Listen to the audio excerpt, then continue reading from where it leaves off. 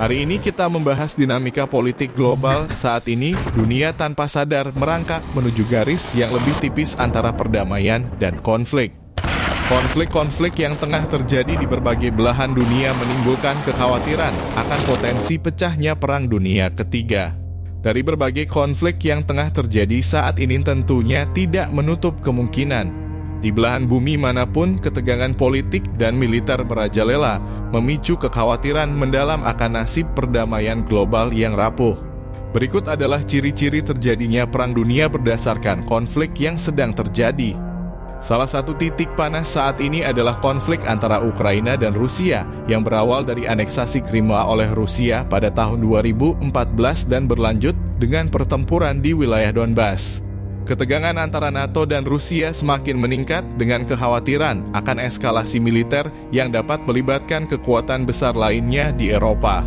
Sementara di Asia, ketegangan terus meningkat di Laut Cina Selatan antara Tiongkok, negara-negara ASEAN, dan Amerika Serikat.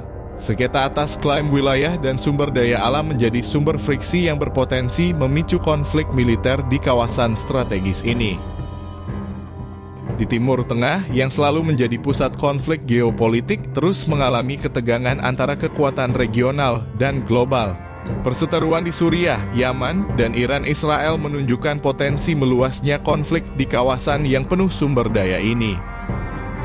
Kemudian di Afrika, konflik etnis dan politik terus mempengaruhi stabilitas di berbagai negara seperti Sudan, Kongo, dan Ethiopia. Persaingan kekuatan regional dan kepentingan global dalam sumber daya alam menjadi pemicu potensial bagi eskalasi konflik yang lebih besar. Selain itu, eskalasi retorika dan persenjataan global semakin meningkat dengan negara-negara besar seperti Amerika Serikat, Rusia, Tiongkok, dan negara-negara Eropa menggelar latihan militer besar-besaran dan mengembangkan teknologi senjata canggih yang dapat meningkatkan risiko konflik internasional.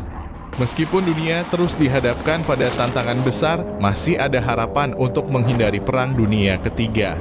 Diplomasi yang kuat, dialog internasional yang terbuka, dan komitmen terhadap perdamaian global harus menjadi prioritas utama untuk mencegah eskalasi konflik yang merugikan semua pihak.